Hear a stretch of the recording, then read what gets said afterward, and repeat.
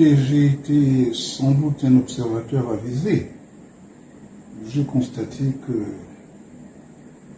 par rapport aux autres élections, on parle de calme et de sérénité, mais c'est lié au fait que Oligui Nguema n'avait pas véritablement de concurrent. Vous ne pouvez pas faire combattre ou faire jouer dans un stade des gens qui viennent de Libreville, de l'Estuaire, qui jouent dans des équipes professionnelles avec mon équipe de Moutassou, qui joue de temps en temps. Qui plus est, c'était non pas des joueurs qui ressortissent des ligues, c'est-à-dire des partis politiques, mais des indépendants. Des gens qu'on rassemble comme ça, parfois rapidement, pour aller à un match. Donc, c'est ce à quoi on a assisté. Ça veut dire que les partis politiques ont un rôle à jouer dans l'animation de la vie politique, et les élections présidentielles, pour ceux qui pourraient être honnêtes, de 2025 diffèrent de celles des autres, parce que les autres, il y avait la passion, l'engouement, il y avait un équilibre, surtout depuis les élections de 93, 98, 2005, 2009, 2016 et 2023. On a senti que ça bougeait. Cette fois-ci, c'était insipide, parce qu'il y avait un candidat dominant et les autres qui faisaient office de candidature, et lui-même, d'ailleurs, le candidat dominant de déclarer qu'il n'avait pas d'adversaire, que ses adversaires il n'avait même pas à le dire, non pas à dire qu'il n'avait pas d'adversaire, mais à dire que ses adversaires sont la route, le chômage. Il pouvait dire que sa préoccupation était celle de résoudre toutes ces questions. Mais pour résoudre toutes ces questions, le grand adversaire, dans ce cas, c'est l'économie. Parce que c'est par le biais de l'économie qu'on peut créer des richesses. On peut donc avoir la possibilité de créer des emplois et donc de résorber le chômage. Il faut déjà poser un véritable bon diagnostic pour être sûr que vous aurez la médication appropriée pour combattre le mal qui est en face de vous. Il ne faut pas que les 90% viennent masquer la difficulté. Non seulement c'est quand même étonnant que dans une ville comme Mimongo, on puisse dire qu'Oligui Nguema a gagné à 100%. Les gens de Mimongo, la ville de Mimongo, est la ville qui est en déperdition, qui est en train de mourir, qui pourra, dans quelques années, si on y prend garde, être déclarée ville sinistrée, ville morte, comme il en existe dans d'autres pays du monde où les villes ne sont plus des villes.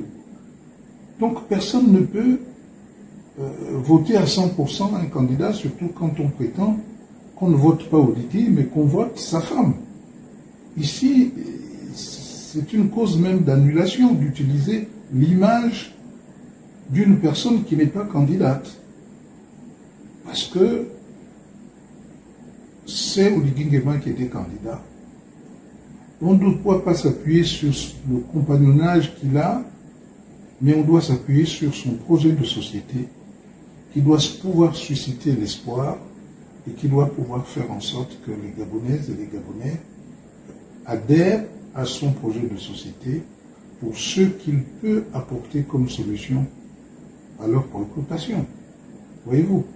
Donc, à certains endroits, on a comme l'impression qu'il n'y avait pas de gens malades, il n'y avait pas de gens indisponibles, que tout le monde s'est organisé pour qu'Oligui ait 100%, nonobstant la l'abstention. Mais à certains endroits, il n'y avait même pas d'abstention. C'est vous dire que ça ressemble à des bourrages durs. Ils n'avaient pas besoin d'aller à 90%. Et je note, dans une ville comme Ouila, que même les forces de sécurité, même les forces de renseignement ont déploré le fait que les Molvillois ne soient pas allés aux urnes. C'est un constat fait. Mais et pourtant, parmi ceux qui sont allés, en termes de suffrage exprimé, même s'il n'y a que 10 qui vont voter, mais si les 10, il y a, disons, 8 qui votent pour Oligui Nguema, il emporte avec 97-98%. Voyez-vous? Donc le pourcentage n'a rien à voir ici. Ce qu'il faut rapporter, c'est que sur 100 Gabonais,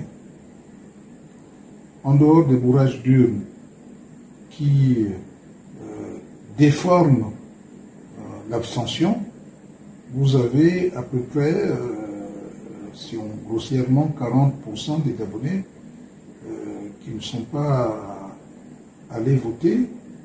Vous avez ceux qui ont voté blanc ou nul, volontairement ou involontairement, et 97% ou 90% de ceux qui sont allés voter et qui ont voté pour Oligui Nguema. Donc l'un dans l'autre, on peut dire qu'il y a 100 bourrages d'urnes, à peu près la moitié des Gabonais ayant voté pour Oligui Nguema et l'autre moitié qui n'a pas voté.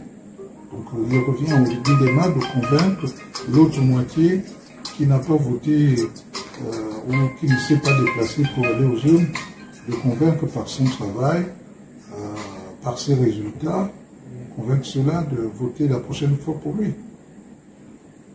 Je viens de vous faire une analyse sans fioriture sur notre démocratie. Ajoutez à cette analyse le fait que, vous savez, Oligui Nguema est un homme rusé. C'est pas moi qui l'ai dit, c'est lui-même. Il a utilisé, après nous avoir dit qu'il remettait le pouvoir au civil, mais il est très malin, très rusé, il a utilisé les actions qu'il a menées tambour battant comme des actions personnelles pour convaincre les Gabonais que c'est le meilleur choix. Mais c'est la ruse. Il a utilisé les moyens de l'État. Et ils ne peuvent le faire, ou il ne peut opposer ce travail que par rapport à ses dévanciers, c'est-à-dire au président Léomba, au président Omar Bongo, au président Ali Bongo. Mais aucun autre Gabonais ne s'est retrouvé dans sa situation et n'a pas pu faire mieux que lui. Donc, c'est une ruse. Mais qu'à cela ne tienne. Moi, je suis tombé dans cette ruse parce que lorsqu'il a dit qu'il allait racheter à Salah, j'ai dit, voilà, ce jeune homme, il faut qu'il sorte de là avec, pour qu'on garde le souvenir de quelqu'un qui travaille. Donc, je vais chercher qu'un vote pour que l'aide à racheter à Salah. Si je ne l'avais pas fait, il n'aurait pas racheté à Salah et ça aurait été un franc. Mais si j'avais su que c'était pour faire partie de son bilan de quelqu'un qui allait être candidat, peut-être que je me serais comporté différemment. Encore que pour moi, j'ai toujours dit que la vie politique, la vie tout court n'est pas comme une natte qu'on enroule et qu'on déroule après. Donc celui qui est là, il faut qu'il réussisse, parce que s'il réussit, c'est pour l'intérêt de nous tous. C'est pourquoi j'y ai participé. C'est comme je lui ai demandé de lancer les travaux des universités, ce sera un bon point pour lui, pour le futur. Je ne pensais pas qu'il allait utiliser cela pour son bilan personnel. Mais c'est la ruse. C'est comme il a utilisé donc les moyens de l'État pour s'imposer comme meilleur candidat, pensant qu'il il allait donner le pouvoir aux civils, qu'il serait un véritable arbitre, qui n'a pas été. C'est là où ce qui est fait est fait. Il y a les Romains qui utilisaient les stratagèmes, lui aussi il a utilisé ce stratagème pour se maintenir. Et maintenant il lui revient à lui de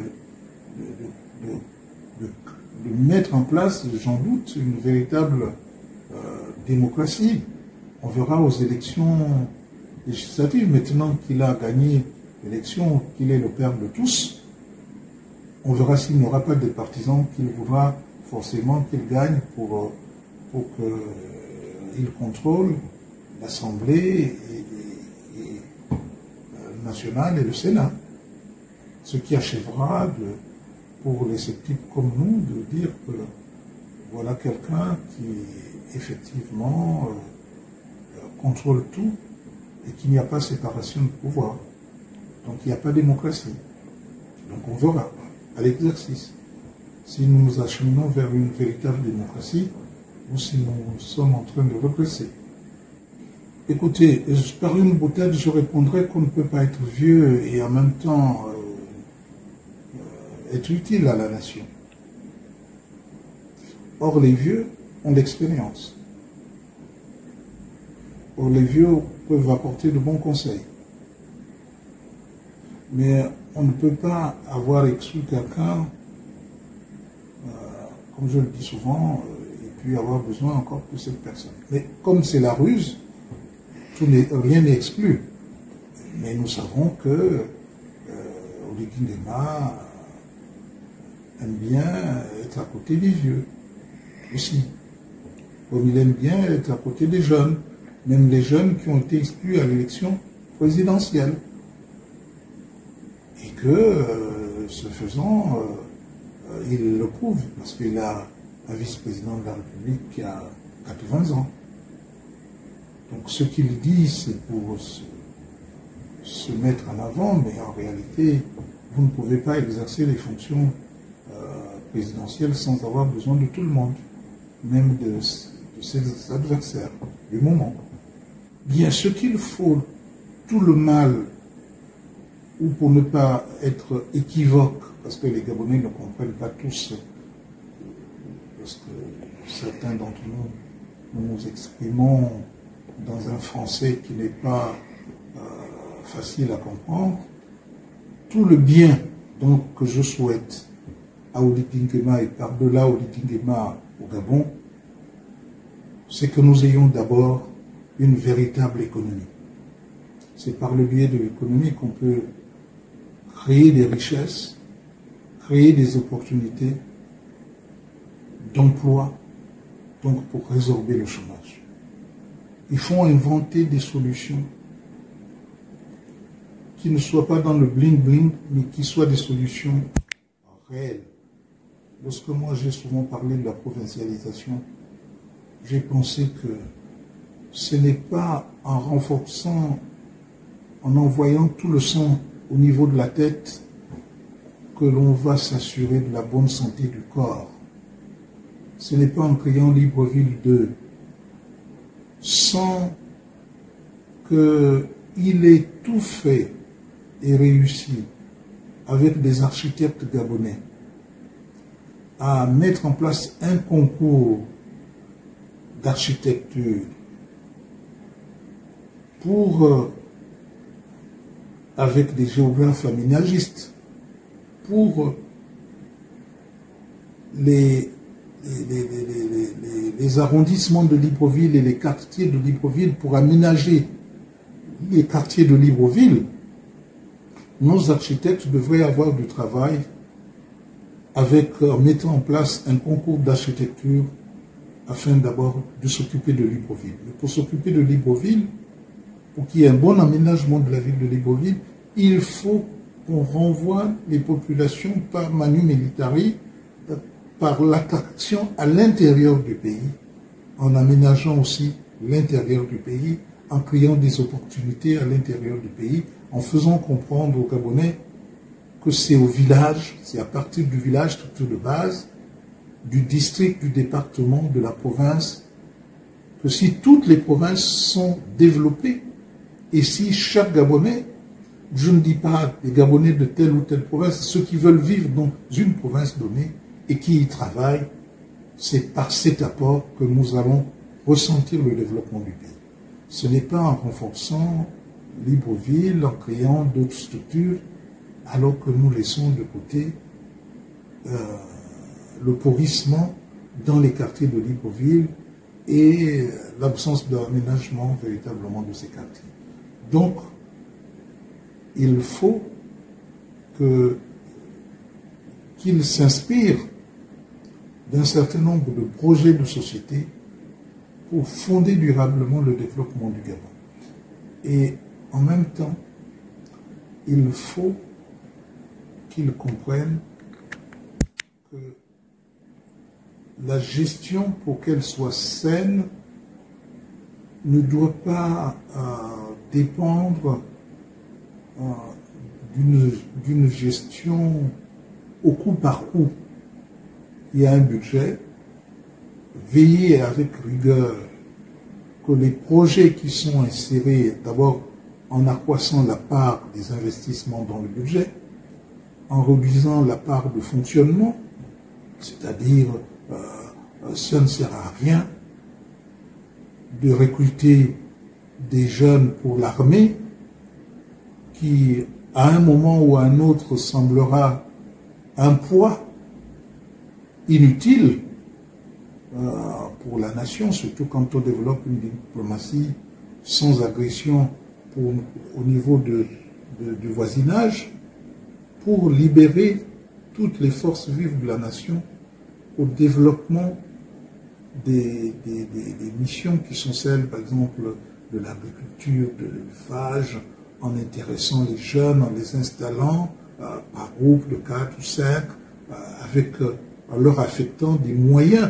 pour qu'ils se prennent en charge et accroissent la production agricole de notre pays et favorisent l'indépendance agroalimentaire de nos populations et viennent résoudre le problème de la vie chère, n'est-ce pas, pour aider les Gabonais à produire par eux-mêmes ce qu'ils sont amenés à consommer. Et malgré la faiblesse de notre population, les Gabonais sont des gros consommateurs. Ils sont même dans la multipossession. Et par conséquent, on doit capter ces énergies, que ce soit dans des zones savanicoles ou dans des zones agroforestières. Il y a des possibilités d'installer les jeunes, de les intéresser au développement de l'agriculture, mais il faut le faire avec méthode, avec détermination, avec des budgets qui ne sont pas, comme là on l'a vu, il y a eu des opportunités, il y a de l'argent, donc on l'a fait, mais quand on regarde les budgets pendant ces 2 ans, ça a été une catastrophe, parce que dans tout ce qui a été fait, rien n'a été budgétisé. Et par conséquent, nous sommes dans une situation où lorsque cette période sera observée, examinée, la transition, on verra que c'est la période la plus sinistre dans la gestion saine du budget de l'État, parce que le président s'est servi comme il a voulu dans ce budget, et maintenant qu'il est président de la République, il faut qu'il sache observer la règle qui consiste à avoir un budget et à l'exécuter, et son devoir, c'est de veiller à ce que ce qui est prévu au budget soit véritablement exécuté pour évaluer les résultats nés de différents budgets. Sinon, nous allons tourner en rond comme ça a été le cas avec une insatisfaction à la clé. Vous savez, je prends l'exemple de la France. L'arrivée de Macron au pouvoir a suscité beaucoup d'intérêt pour les Français. Mais aujourd'hui, la conséquence, c'est que les Français sont plus exigeants, voudraient même se débarrasser de leur président avant même que l'échéance de de Macron. Et il ne faudrait pas qu'au Gabon, c'est 7 ans. C'est long. Donc il ne faudrait pas qu'il y ait un essoufflement dans ce qui peut être considéré comme un espoir qu'il suscite. Il donne le sentiment qu'il va faire vraiment des miracles, qu'il va opérer des choses extraordinaires. C'est possible, mais il faut qu'il soit dans la mesure et qu'il ne fasse pas dans la gestion un peu personnelle des finances publiques, ce qui viendrait à gêner la bonne marche de l'État.